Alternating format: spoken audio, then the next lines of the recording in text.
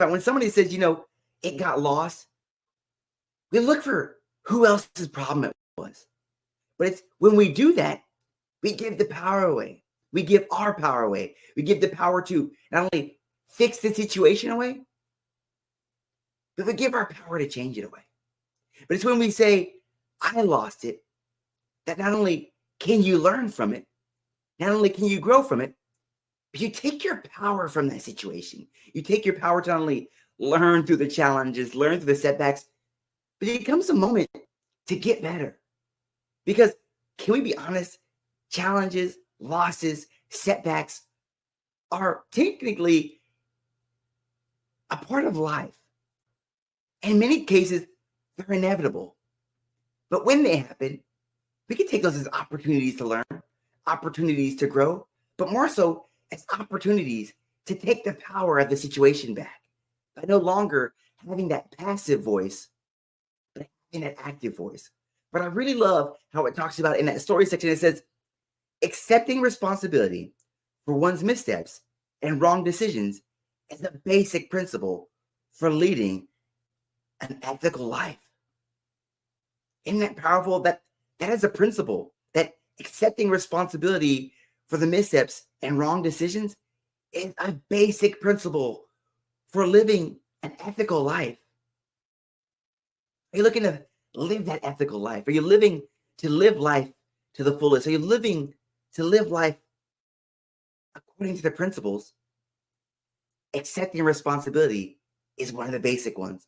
But also love how it says, but just a few minutes of watching the news and how seldom people take responsibility for their actions, too many people of authority and power speak as if they have neither. And isn't that true? It's really hard when those outside influences around you aren't taking responsibility. So you feel like you have to be a figment of your, a part of your environment. Nobody else around me is taking responsibility. So why me, right? Maybe you find yourself in a situation where you're afraid to take responsibility. You're afraid of what will happen. But it's when we take responsibility, we take the power back in that situation. But more so, we take the power to better the situation.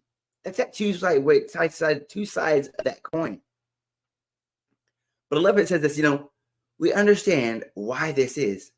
Who wants to admit that they've done something wrong in front of others, yet know that it's the right thing to do?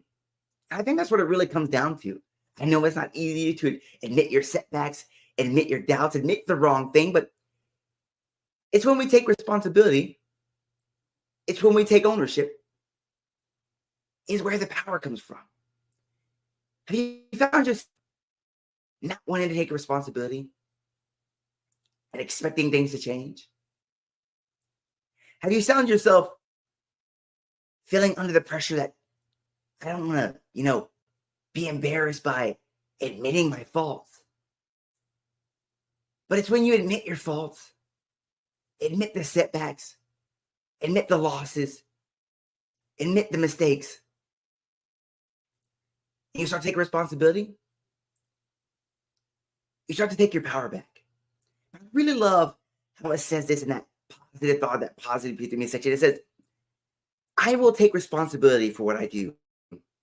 When I make a mistake, I'll admit it.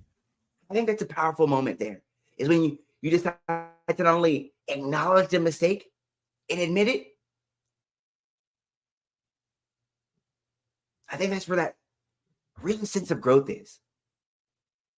Regardless of what other people are doing, regardless of who's blaming who, it's time for you to make that decision.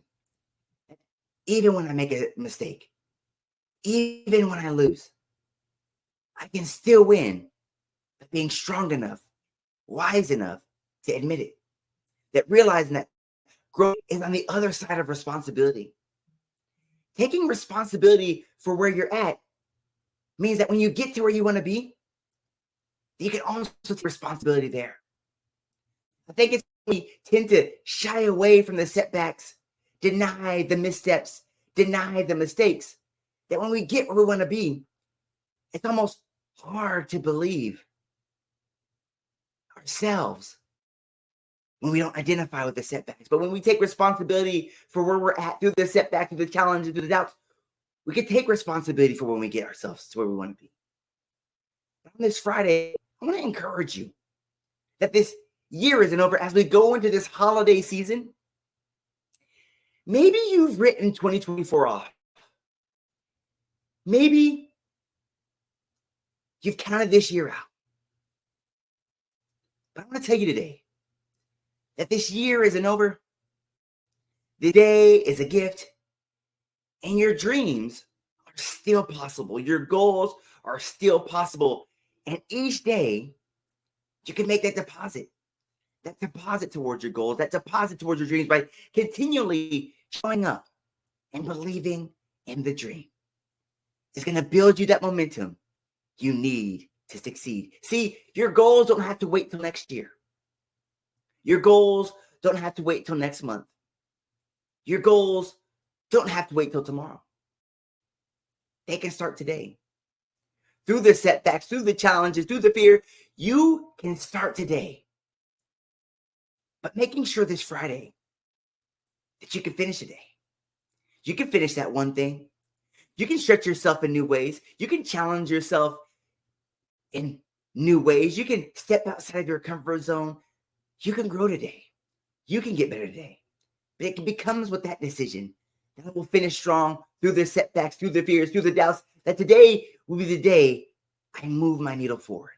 Today will be the day that I believe again. Today will be the day I start again. Today will be the day that I believe that my goals and my dreams and the things I'm simply looking to achieve this year are still possible